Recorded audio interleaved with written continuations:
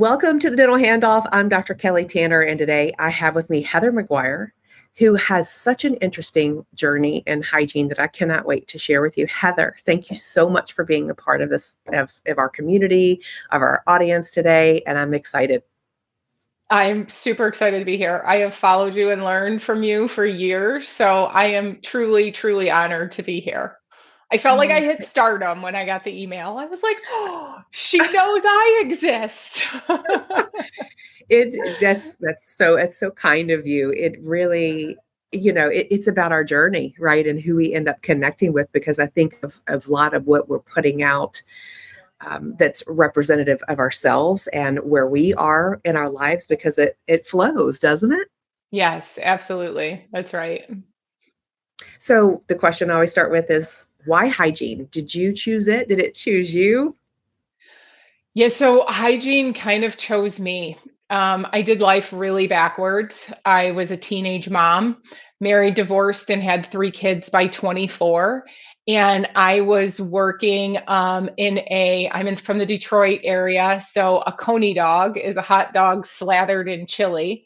And I was working at a restaurant at lunchtime across from one of the big three and serving coney dogs, and my life was not working for me. So a girlfriend of mine was a dental assistant at that time and said, "Hey, why don't you come and work in my office?" And I thought, "No way, the mouth is gross. You're nuts." And but that the lure of $10 an hour got to me. So this dates me, right? This is 20 years ago. That $10 an hour, I was really excited to have that amount of a solid paycheck. So I started as a dental assistant. Passed out during my first dental extraction. Wasn't really expecting there to be bleeding. So I promptly hit the ground. Thought, this is nuts. This is the total wrong field for me.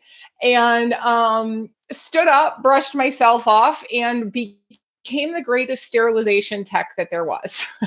Because I was not allowed to be in patient care until I figured out how to stay upright. So then I started shadowing and learning more. And that was really how dentistry got me. Was I started paying attention to all of the roles and figuring out, where do I want to be within this industry? And I was always really attracted to what the hygienists did. They always seemed so polished and put together. And I loved the relationship that they had with the doctor and with their patients. So I would go in and paper perio chart whenever I could and learn everything that they were doing. And then that seed was planted, and I've just continued to grow from there. So you went to hygiene school in the Detroit area? Yes. So I guess I should finish this, right? So yes. So I was an assistant for about 6 years, and then decided to follow the hygienist's lead and went to Baker College in Auburn Hills, Michigan. I was a second graduating class from a very new program that started. And I just always knew that this was such a small but big industry, and that there was greatness to be had here. My dean, I remember telling me, like, "You'll be in dental forever, but I see you doing more than hygiene." And at that time, I thought this was all I wanted to do. So I was class president. Really loved being in school, learned everything I could, practiced chairside for about 10 years, and then started to have that little nudge of wanting to do something more. This was prior to COVID. And the nudge, that nudge that you just can't ignore. And so I started to look around and see what other opportunities were out there. And I didn't know where to start of how to do it. So I started following people on social media platforms who had left the operatory and seeing what tips and tricks I could pick up. I connected with a guy that's pretty popular in all the Facebooks, Doug Perry, to do my resume.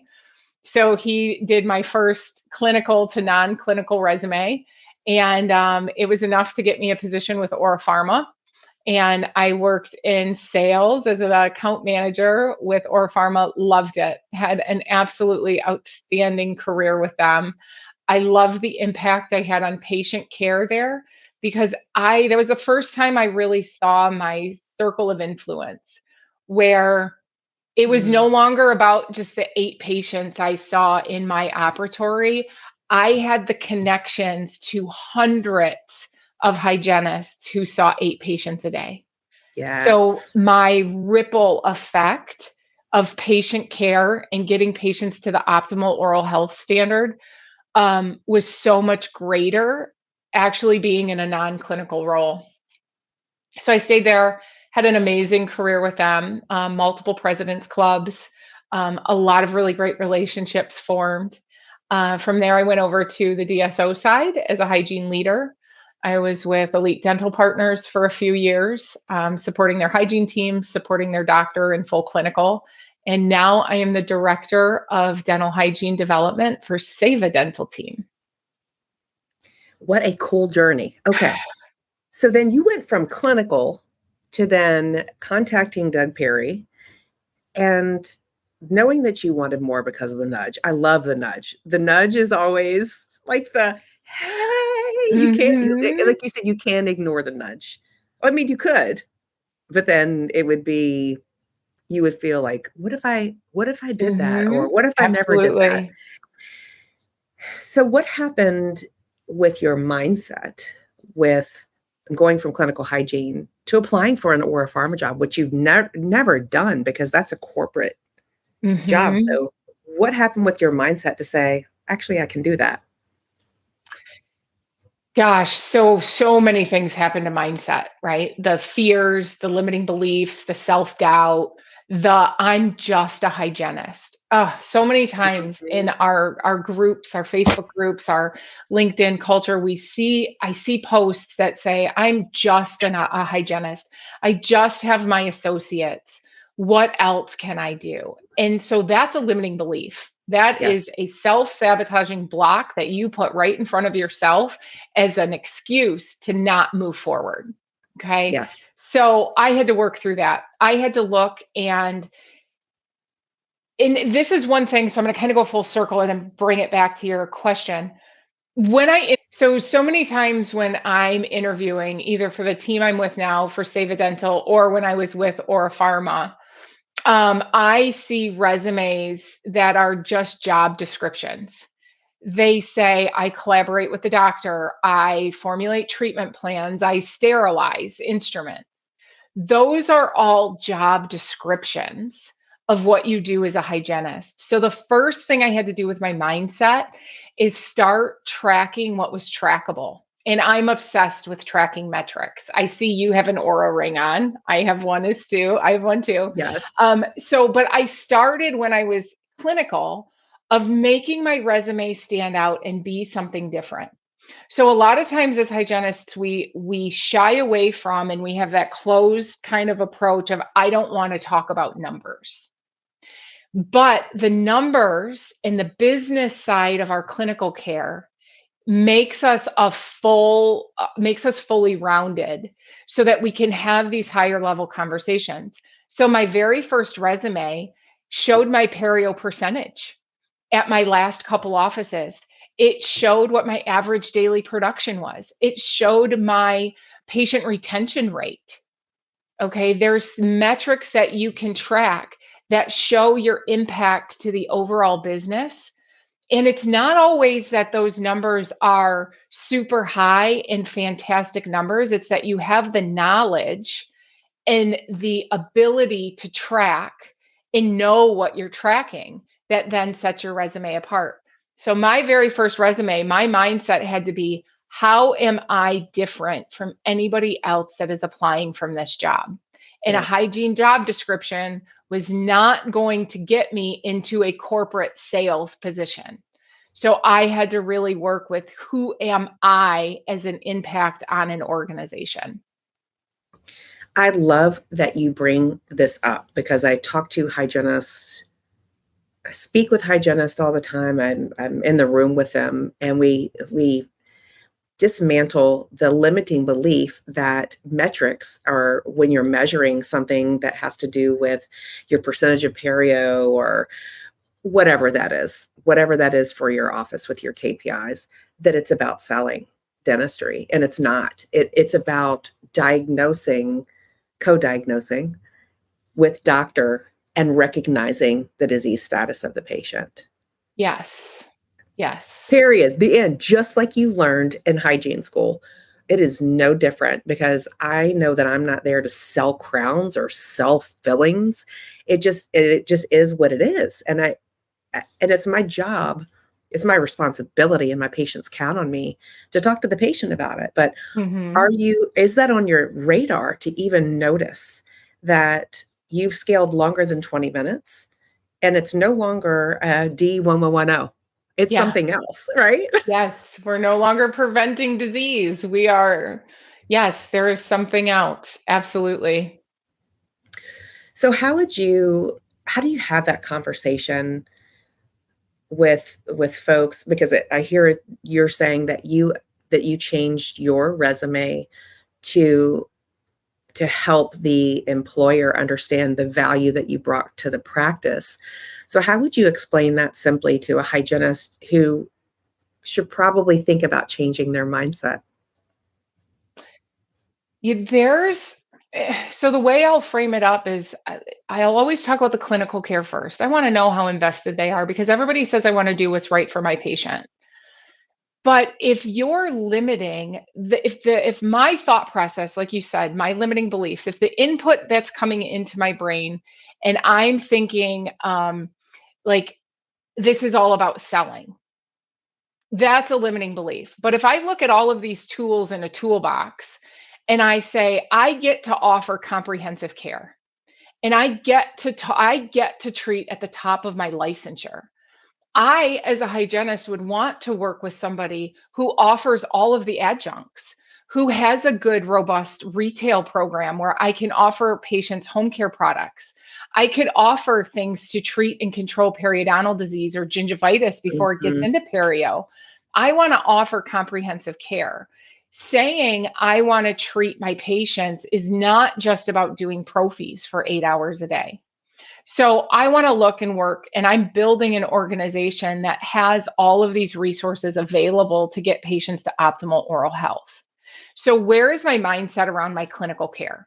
Because if I'm coming in saying, I'm not selling blank, enter it in, doesn't matter what product it is, then that means you're not clinically bought into it. You don't see the value health wise Yes.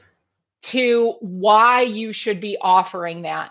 And so when I hear selling, what I know I need to do as a hygiene leader is figure out where their clinical stance is on this. Because you're never going to get financial buy in from a patient or a clinician if you do not have their clinical buy in first.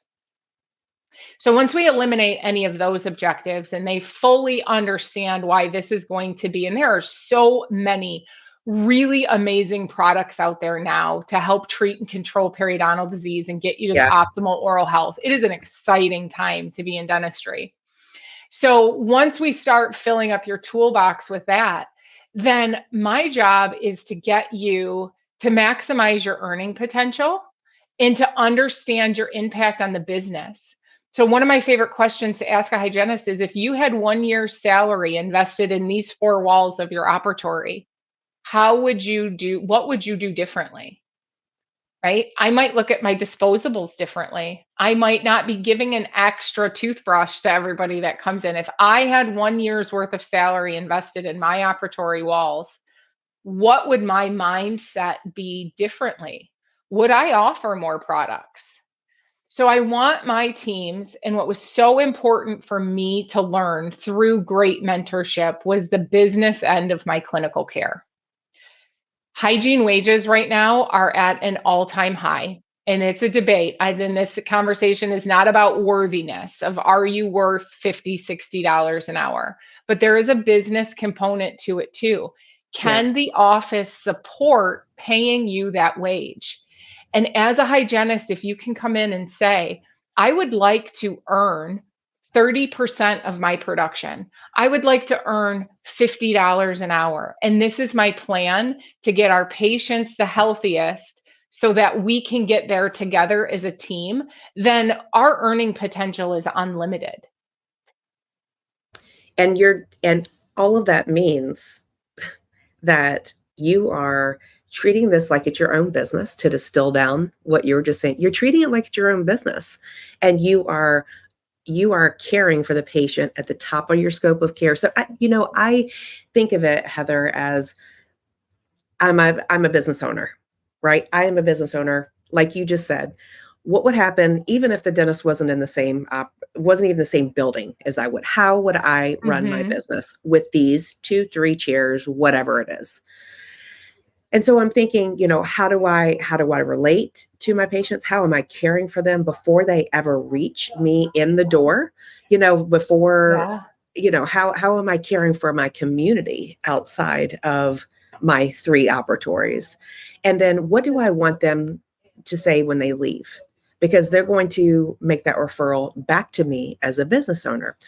But to your point, can the office support it? It's not that I'm sure that every doctor would love to pay hygienists $1 million, right? Because of how much they love them. But when you look at, if you were to, as a business owner, look at the financials and the profit and loss statements, especially if the doctor is participating in insurances and how much they're writing off, what value are you bringing to the practice based on what you're recognizing that's right in front of you? Are you having those conversations with the patients that are essential? Yes. And I think it goes on the business owner too, right? Like I know as a hygiene leader, I have to build that toolbox for my teams because not every patient needs everything that's out there. But if I have a good array of products for you to choose from, somebody's going to benefit from something.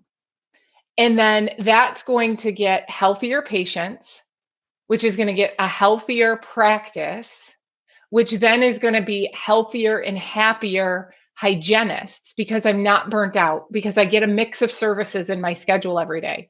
We're burnt out and bored out because we see 8 patients that are prophies all day and we're having the same conversation over and over again. We've maximized and hit the ceiling of what we're going to earn. We're going to get $1 an hour raise for the rest of our life per year if we're lucky, and we're not getting any influx of new. Okay. So if we Yeah. have that good mix of services, we take the CEs, we learn about the good products, we implement the ones that make sense in clinical care, and then we have that open conversation with our, if we're, our private practice doctors or with our leadership, if we're on the DSO side, and say, this is my investment in patient care and building the business. And financially, that will come. If we do the right thing, the money falls into line, the numbers and the metrics fall into line, and everybody is healthy, and we're removing the burnt out, bored out symptom that so many of us are facing. Yeah, because it's not very stimulating to be a robot every day and saying the same thing and applying it a cookie cutter at every single patient, because Yeah. every single patient is different. And that same patient is different than they were 6 months ago in your chair, or 3 months ago, or 4 months ago. We know that just from the science of our bodies and how we're responding to inflammation, to stress. And so the conversation changes. And gosh, if I did the same thing every single day and treated every single thing like it was the same, I would get bored out too. Yeah. I mean, think about your Coney dogs, that's the robot, right? The Yes. thing where it didn't, I mean, it had meaning to you in some ways because you were making people happy, but we place the limit on ourselves when we don't think about a big picture and how we're impacting the practice. Yes. And then to bring it full circle, when you track what's trackable and those things, those metrics, When you get that nudge inside of you that says, I want to explore leadership, I want to explore sales, I want to be a clinical educator. Maybe sales isn't your jam, but so many companies now have clinical educator teams. Those are the parts of your resume that you could work with people like Doug Perry to say, show my impact on my practice and this industry. So then doors just continue to open. And then you network with different people. And then all of a sudden you're on Dr. Kelly Tanner's podcast and you're like, I'm just this little lonely hygienist from Detroit. And it's life, the doors keep opening when you control your output, right? The input is the thoughts, the non-controllables, the limiting beliefs, the self-doubt, the self-sabotaging behavior. Those are the inputs, that first thought that comes in that's not always the right thought. I'm not always responsible for the input, but I'm responsible for the output. The output is the controllables, the trackables, the action, and the mindset. And when you control your outputs, this industry is just an amazing place to be. It really is. And it all begins with your mindset and what you know that you're capable of, and then acting on that, acting in a way that you know. It's almost like if we were physicians, you have the products in your practice. You can say, hey, I'm recommending, if it's not in the practice, to go purchase this, to care for your disease, to care for the disease, because we know this is what helps folks with your condition. Mm-hmm. And then to create that relationship with the patient that is based on trust, because while it may be a surprise to them that they have a condition, they're there for you to tell them. Because I think so many times, Heather, too, is that in the back of our minds, we think the patient doesn't want to hear that they have gum disease today. Yeah. But what else are you there for than to tell them what you're finding? Because that's also why they're there. Yeah. And if we don't, we're taking away their ability to choose. If we don't show them, and if we don't take the proper assessments and have those adjuncts to go along to get you to proper oral health care or optimal oral health care, and if we are afraid to say, this is what I'm noticing today, we're taking away the patient's ability to choose their own health. And as a provider, I don't ever want to do that. I always want to say, Miss Jones, this is what I'm seeing today. Good news is we've caught it at this stage, and we can put an action plan in place to get you back to where you need to be. I had a provider, a doctor, make this is a story I've never shared. I've shared it with my teams, but I've never shared it in a wide scope. So I had a doctor make a medical decision for me based on what he perceived my financial state and my body's health to be. And it changed the trajectory of my life. My husband and I, so I have 3 grown children. This is my second marriage. My husband and I had decided, crazily enough, that we were going to try this journey again. And over the last 4 years, we have had 4 losses. We've had 4 miscarriages. We have done IVF, and we even went to the lengths of donor egg, and lost. The last miscarriage I had was with a donor egg. And so I went through all the lengths, right? Mentally, emotionally, spiritually, financially. I was invested in it.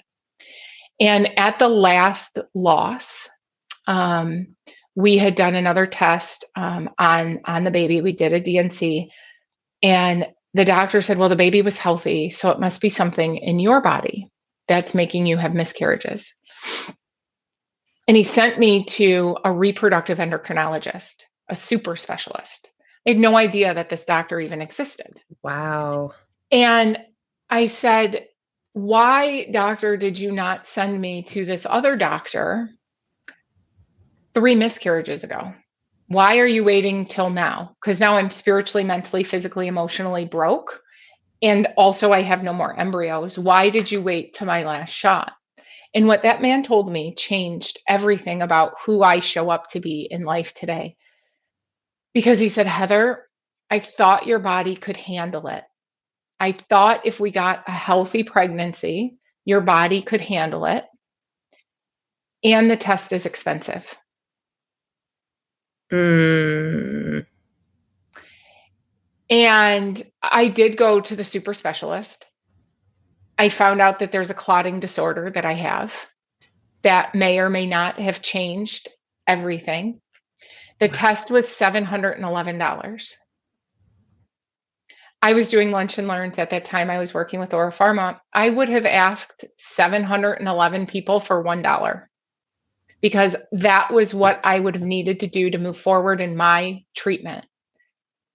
That doctor took away my ability to choose. He didn't give me all of my options. I didn't know that this was a possibility for me to go do. Regardless of my financial state, he made a choice for me that I could not do for myself because I didn't have all the information.